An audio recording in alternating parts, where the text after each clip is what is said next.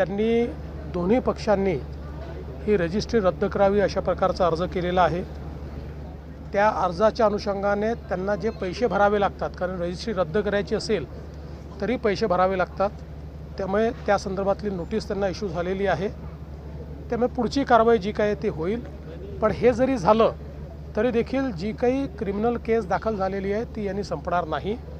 त्या संदर्भातल्या ज्या काही अनियमितता आहेत त्याला जो कोणी जबाबदार असेल त्याच्यावर पुढची कारवाई होईल। यासोबत एक पॅरलल इन्क्वायरी जी चाललेली आहे ACSच्या अंतर्गत एक कमिटी आम्ही केलेली आहे, त्याच्याही अंतर्गत सगळी चौकशी करून 1 महिन्यामध्ये त्याचा अहवाल आम्ही घेऊ। त्याच्यामध्ये याची किती व्याप्ती आहे, अजून कोण कोण याच्यामध्ये आहेत, या संदर्भातली सगळी माहिती मिळेल आणि मग त्यानुसारच पुढची कारवाई ही केली जाईल।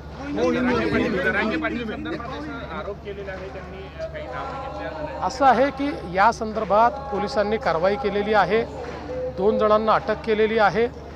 सगळ्या प्रकारची चौकशी केली जाईल, कुठल्याही पद्धतीने कोणालाही याच्यामध्ये सोडलं जाणार नाही।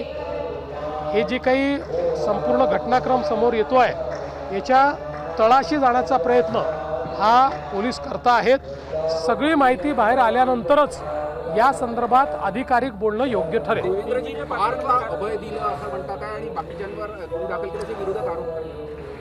ज्यांना FIR काय असतो हे समजत नाही असेच लोक अशा प्रकारचा आरोप करू शकतात। FIR दाखल करत असताना ज्या एक्सप्रेस्ड पार्टीज असतात त्यांच्यावर FIR दाखल होतो। यामध्ये ती जी कंपनी आहे त्या कंपनीचे जे ऑथराइज सिग्नेटरी आहेत त्या सिग्नेटरीवरच FIR दाखल होतो। तो FIR दाखल झाला आहे।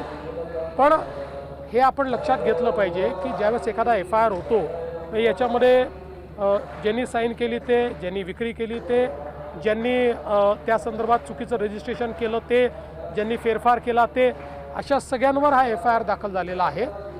याच्या चौकशीच्या दरम्यान अजून जर कोणाची नावं आली, कोणाचा संबंध आला तर त्यांच्यावरही कारवाई होत असते। पण आत्ता जो FIR केलेला आहे त्याच्यामध्ये कोणालाही डावललेलं नाही।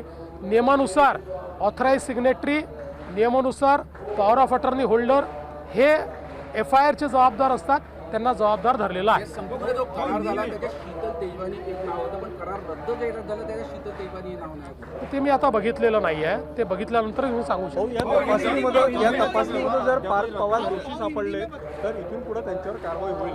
असं आहे की आता तुम्ही अहवाल येऊ दिला पाहिजे।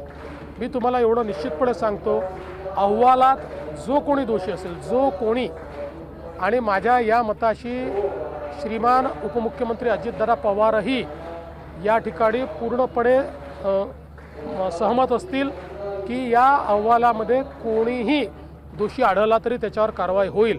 बघा, आम्ही कालही एकाही मिनिटाची वाट बघितली नाही। तात्काळ जे प्रायमा फेसी अधिकारी होते त्यांना सस्पेंड केलं आणि जे प्रायमा फेसी दोषी दिसत होते त्या सगळ्यांवर FIR केला। त्यामुळे सरकारला कोणाला मागे घालायचं नाही, सरकारला काही लपवायचं नाही। अशा प्रकारे जर कोणी चुकीचं काम करत असेल हे सरकार तरी मागे घालणार नाही। मुद्रांक शुल्क माफ झाल्याशिवाय व्यवहार रद्द होऊ शकत नाही असं म्हणतात। मुद्रांक शुल्क भरल्यानंतरच व्यवहार रद्द होणार। मी यापूर्वीच सांगितलेलं आहे की मुद्रांक शुल्काच्या संदर्भातली नोटीस ही देण्यात आली आहे, ती भरल्याशिवाय हा जो काही व्यवहार रद्द होत नाही। संबंधित प्रकरणामध्ये कोणालाही सोडलं जाणार नाही असं मुख्यमंत्र्यांनी म्हटलेलं आहे। आताच्या FIR मध्ये कोणालाही डावललेलं नाही असं देखील मुख्यमंत्री देवेंद्र फडणवीस यांनी यावेळेस म्हटलेलं आहे।